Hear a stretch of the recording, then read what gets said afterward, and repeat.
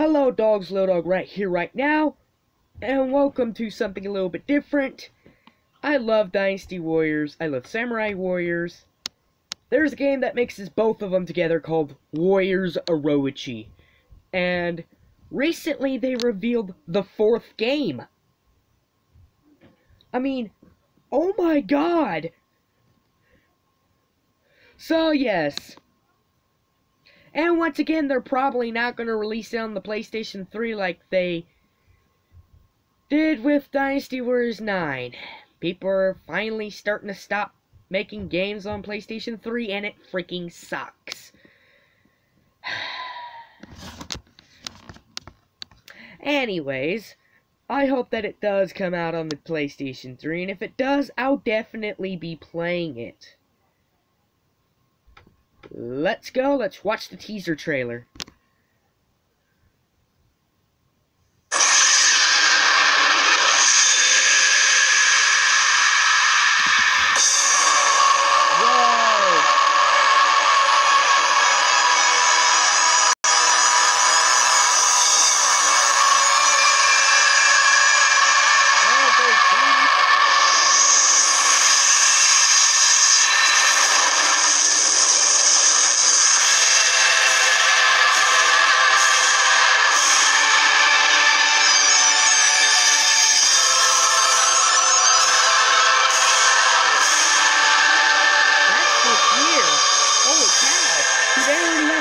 Game complete?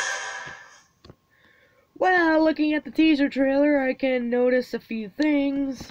Let me just go back. First off, we have Greece. Does that mean they're gonna be adding a bunch of Greek characters now? Because it's pretty much time of Three Kingdoms and time of feudal Japan during the Warring States era. Basically, the Serpent King Orochi kind of made a new world and challenged all the greatest warriors. Warriors Orochi 2 went more into that, what Orochi did to do everything.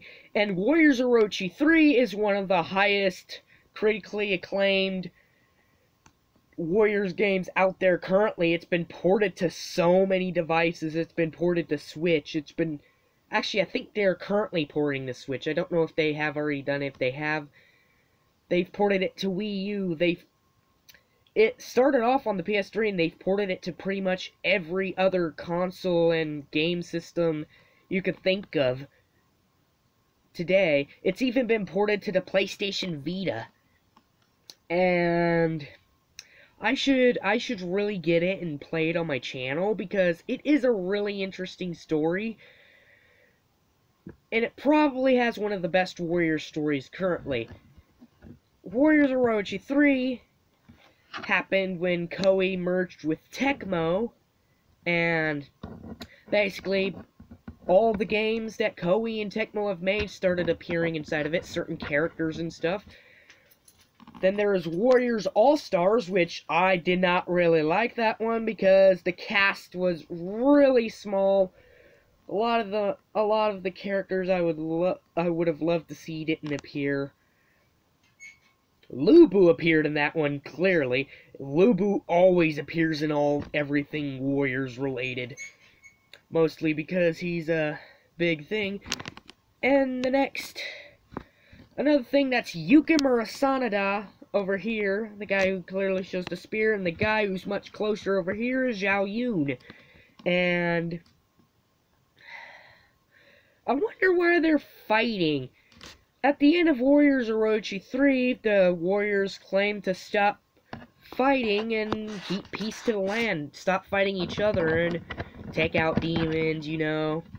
Then again, there was Ultimate, which added extra story, and basically there was a true ending where the timelines finally got back to normal, but at the cost of everyone's memories.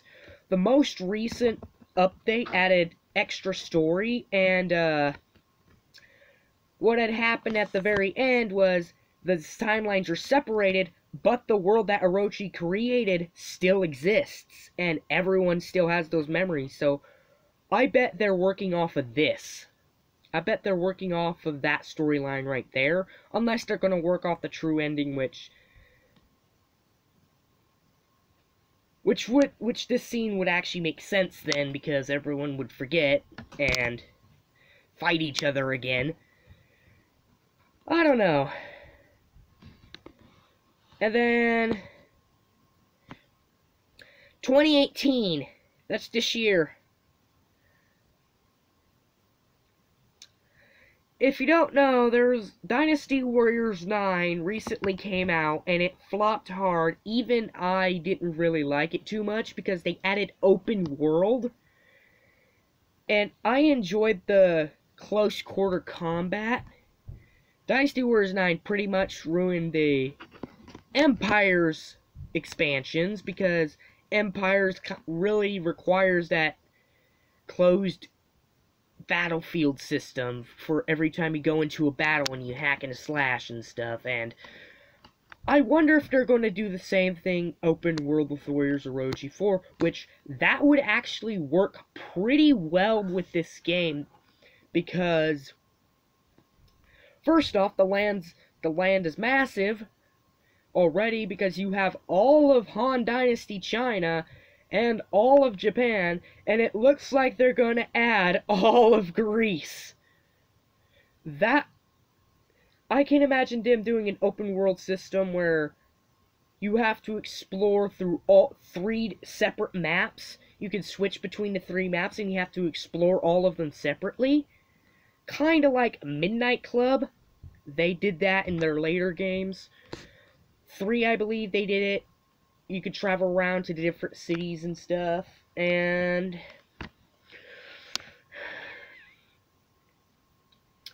one thing I'm wondering is,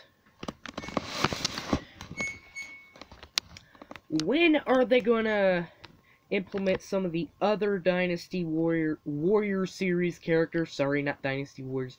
Warrior series characters, because Fire Emblem Warriors came out, and Fire Emblem's a Nintendo game, and I heard that did really well, because it's freaking Nintendo, for Pete's sakes.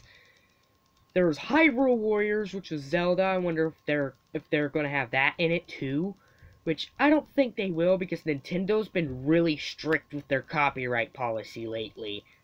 And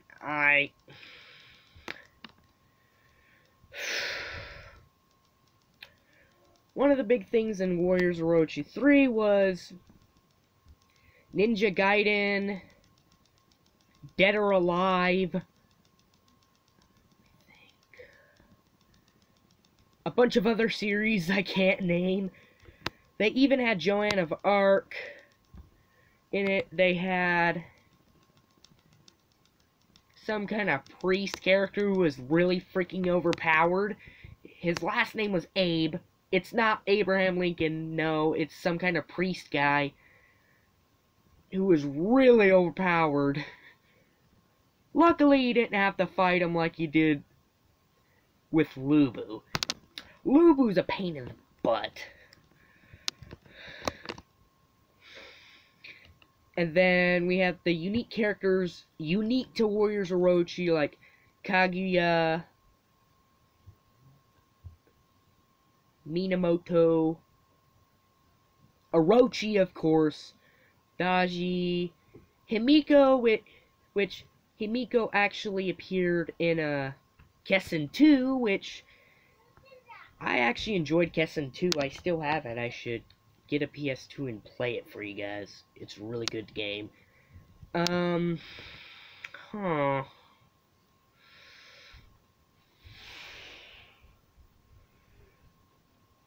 Also, it's a really good time to be making another Warriors Orochi game anyway, because Dynasty Warriors 8 and 9 came out in between after Warriors Orochi 3, and so did Samurai Warriors 4 and their expansions, of course.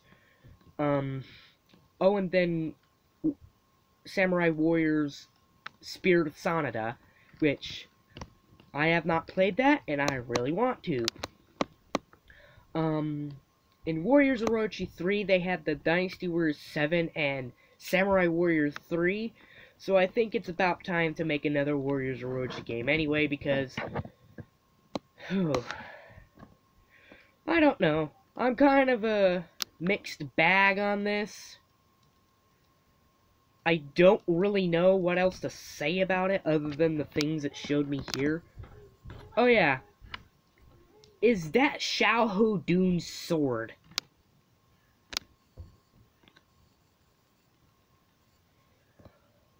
Oh no, that might be Orochi's scythe. Yeah, Orochi has a scythe. He's freaking terrifying. Warriors Orochi 3 also had the Hydra. Ugh. I heard that. I've never played any of the Warriors Orochi game, but I heard the Hydra is a mean machine. Woo! Eventually the Warriors do defeat it, and yeah. And then the 8 Hydra heads became 8 Orochis. That was weird. Then again, it's Warriors Orochi. If Orochi can mix 2 timelines together and even cause a rift in time by the 3rd game that causes other characters from other timelines to appear inside that world, then it doesn't really sound too far-fetched that 8 Hydra heads can become 8 Orochis. I wonder if they are going to bring the Hydra back, though, because they might as, like, a secret boss? Maybe? There was also Muso Battlefields, which was very unique to Warriors Orochi 3 and their expansions. Mostly because you got to edit the battlefields, and in Ultimate they took off the limits, which means you basically got to create your own battles. Which is freaking insane, by the way. If I had Warriors Orochi 3 Ultimate, I would, build an army of... I would have an army of Lubus just to torture the player. Sorry, Lubus, Tadakatsu Hondas, and Keiji Midas. Have fun, players. That'll be it. That's my thoughts on Warriors Orochi 4. Like I said, I'm a mixed bag with this game. I thought the other 3 games were really good, especially the stories. The second one was kind of meh, but the first and third one was definitely, is definitely up there in terms of some of my favorite games. It's up there with Dynasty Warriors 4, which nothing will dethrone that game. That game's a classic to me. It's the first Warrior game I've ever played. And yeah, that'll be it. Bye-bye.